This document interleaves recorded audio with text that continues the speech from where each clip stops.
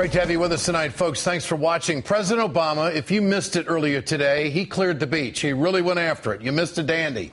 His speech in Kansas was a wholesale rejection, and I mean a wholesale rejection of failed GOP policies leading to the Great Recession and creating the greatest income inequality America has seen in decades. President Obama drew a straight line between Republican policy and the inequality fueling the 99% movement in this country. You know, I sometimes like to talk about a defining moment. Some have made fun of that. Bottom line here is the president was on board. Today, the president did it himself. This is the defining issue of our time. This is a make or break moment for the middle class and for all those who are fighting to get into the middle class.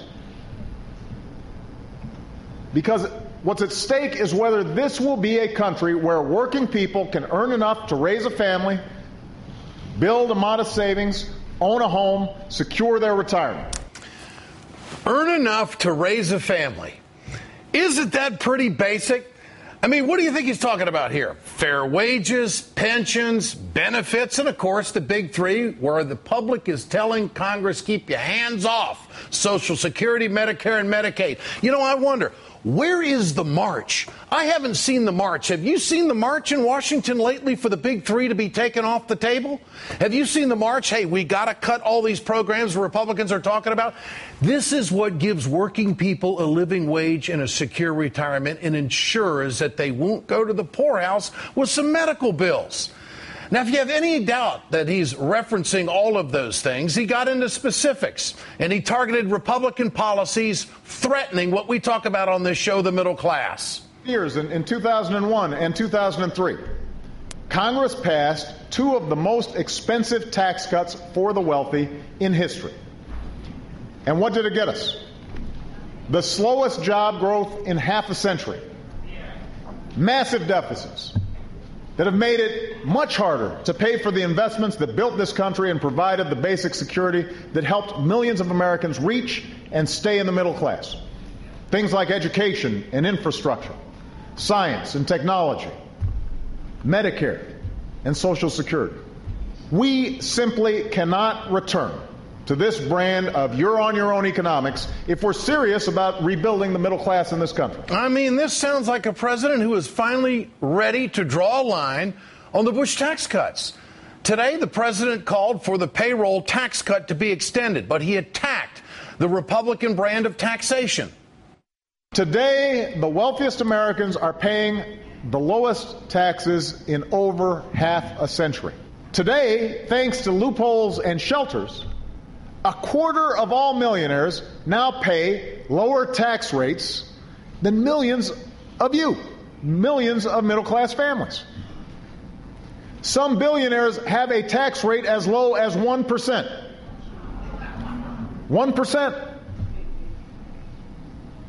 That is the height of unfairness. Again, that doesn't sound like a president who is willing to cut another deal on extending the Bush tax cuts. And this is where I have to jump off the train with any Democrat who goes along with what they did a year ago in the lame duck session of the Congress. I don't care what happens. I believe, in my instinct, my gut, that middle-class Americans out there would forego this payroll tax cut if they would see us restore the old tax rates for the wealthiest Americans. I think middle-class Americans and poor Americans are ready to bite that bullet. I really do. Because the income inequality in this country is so great, if it doesn't stop, we will never turn this around. I think the Democrats clearly have to make a statement that, as John Kyle says, that he wants major concessions in this deal, that he wants to make the Bush tax cuts permanent. That's a non-starter. Tell the country that's a non-starter. It's time the top 1-2% in this country go back and restore the old rates during the Clinton years. Today, the president took on the ugly truth of income inequality. In the last few decades, the average income of the top 1% has gone up by more than 250% to $1.2 million per year. And yet, over the last decade, the incomes of most Americans have actually fallen by about 6%. Now, this kind of inequality, a level that we haven't seen since the Great Depression, hurts us all. Bottom line, Democrats, you have a chance to do something about this. At this very time in American history, you can turn to the wealthiest Americans and say, for the last decade, you have had enough. It is now time to make sure that we restore the old tax rates. It's not a tax increase. It's what we had before. And the Democrats have to make that case. Now, we've been talking about this on this show for months. There it is. I think the White House is getting the message. No doubt. The top line, the 1%ers, look at their income. It has skyrocketed over the last 30 years while wages for everybody else has stayed pretty much flat. This is very clear to me that if the Democrats want the House and the Senate and for President Obama to go back for a second term, put that graph up again, guys. This is it. This is undoubtedly it. Whose side are you on? Those folks on the red line, where are the jobs? They got all the breaks in the last 10 years, and all they've done is fuel the righties in the Congress who have obstructed those who want a better life down on the blue line. You can't deny that survey. You cannot. Whose side are you on? The president spelled out what could be the mantra of the 99% movement. Well, he also distorts our democracy. It gives an outsized voice to the few who can afford high-priced lobbyists and unlimited campaign contributions. And it runs the risk of selling out our democracy to the highest bidder. Oh, isn't that the truth? With his speech today, the president identified himself with the 99% movement, and he elevated it. I believe that this country succeeds when everyone gets a fair shot, when everyone does their fair share, when everyone plays by the same rules. These aren't 1% values or 99% values. This isn't about class warfare. This is about the nation's welfare. Let's be clear, the president did not go easy on Republicans. He blasted trickle-down economics. Policy Republicans have glorified that for years. Now, just as there was in Teddy Roosevelt's time, there's a certain crowd in Washington who for the last few decades have said, let's respond to this economic challenge with the same old tune. Sure, they say there will be winners and losers, but if the winners do really well, then jobs and prosperity will eventually trickle down to everybody else. But here's the problem. It doesn't work. It has never worked. Have you noticed that the Republicans are selling the same package, the same load of garbage that they put on the American people during the Bush years? It's the same stuff. And it's all a theory that if we do everything we can when it comes to deregulation and everything we can, all the tax breaks and even make them permanent, even lower them even further is what they want to do. If we do that for the wealthiest Americans, middle classers, you got nothing to worry about. Don't worry, the economy will turn around.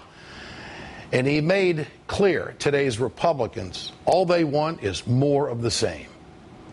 After all that's happened, after the worst economic crisis, the worst financial crisis since the Great Depression, they want to return to the same practices that got us into this mess.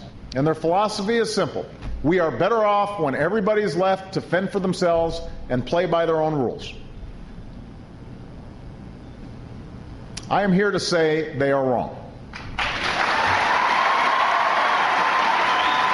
President Obama didn't say so directly, but I would challenge him to draw the line on extending the Bush tax cuts tomorrow, even if it means letting the payroll tax cut expire. That's where I think Americans are.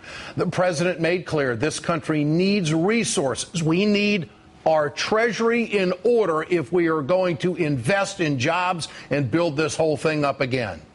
Do we want to make the investments we need in things like education and research and high-tech manufacturing, all those things that helped make us an economic superpower?